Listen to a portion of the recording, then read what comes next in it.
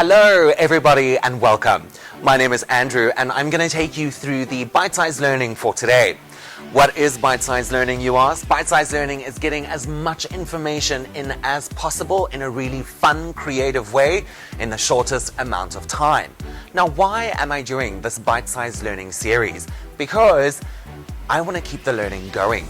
We have been forced into the learning process with COVID-19 or coronavirus, whichever way you want to look at it. We've been forced into the learning process.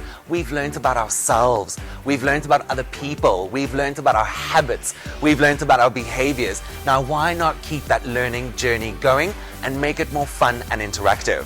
Where am I getting the material from? A fantastic resource called MindTools. They have so many free resources, so I really encourage you to take the information that you learned today. If you'd like to expand on it, go to the website, have a visit, and just scroll through there.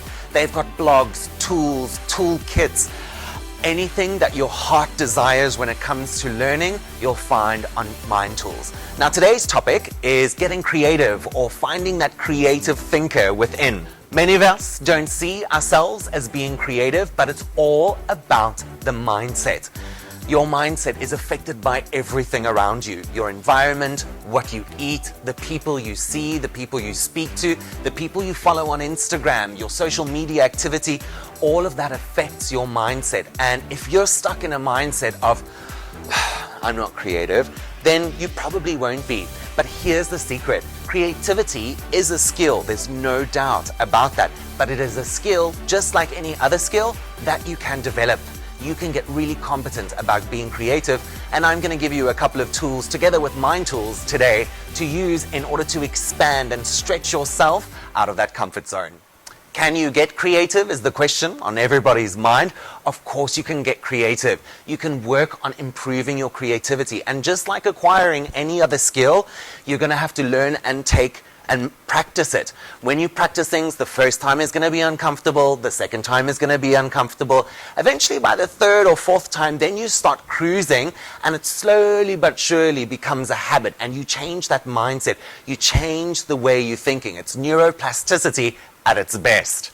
You should let go of those inhibitions. Just like I've said, if you're going to have that mindset where I'm not creative, I don't want to do this, there's a creative department for that, you're not going to get any further. And I guarantee you this is so useful in your work life and it's so useful in your personal life as well. Think about when you want to gift somebody something and you get really creative in the way you go about giving that gift. It just means so much more.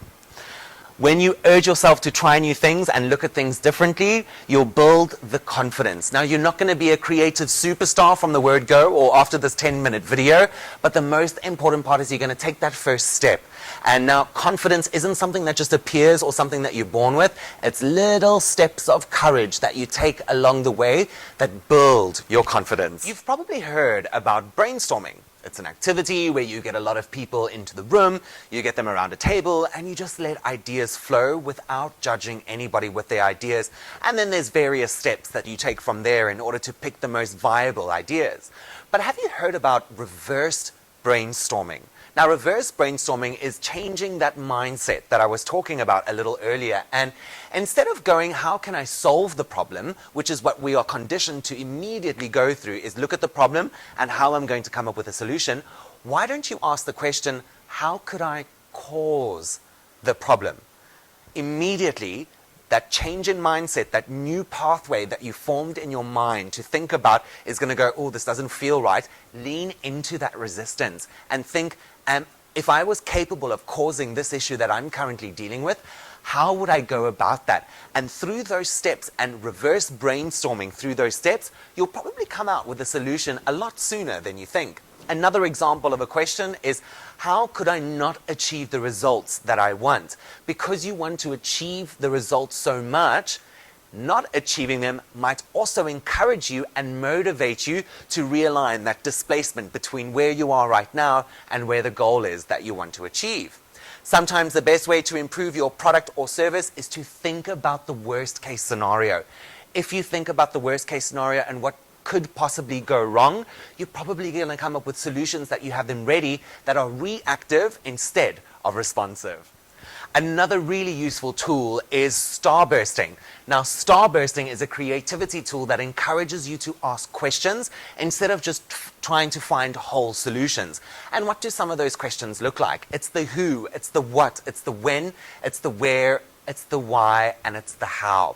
The objective is to generate as many questions as possible. Now, if you want to take this tool a little bit further, what do you think you can do? The best thing that you can do is start to get people to answer questions that are not within the same expertise area or expertise field that you're in. Then you get people to really think, okay, I'm not in that department, but I'm being asked questions about that department. Because they've got a fresh set of eyes, they also might come to a solution and answer the questions with a solution a lot sooner than you think. So the final tool for today is random input. What is random input? Our experiences limit our perception in life. So everything that we experience shapes us into the character that we are today. That shapes the way we do things, answer questions, argue, debate.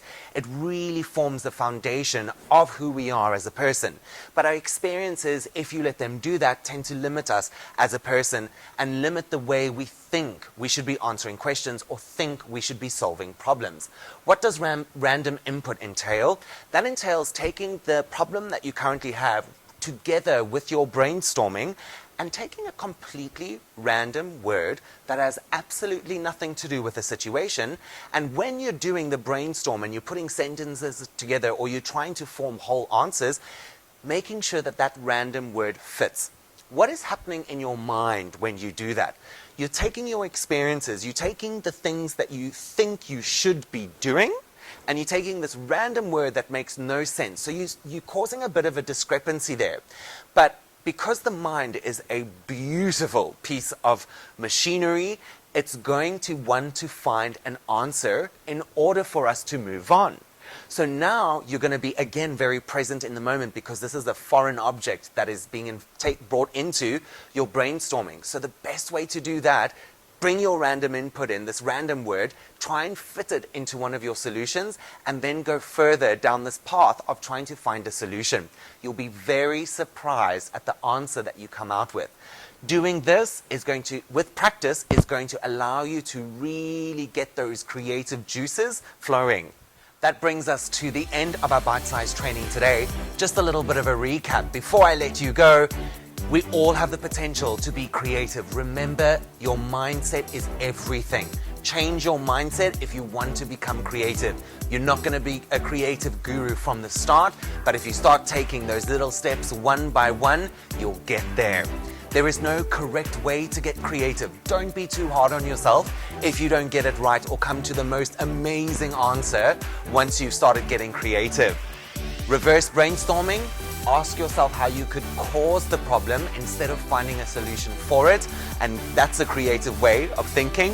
Starbursting requires you to add that more questions of who, why, what, and finally, random input is adding that random word to your brainstorming activity to get people to go, huh?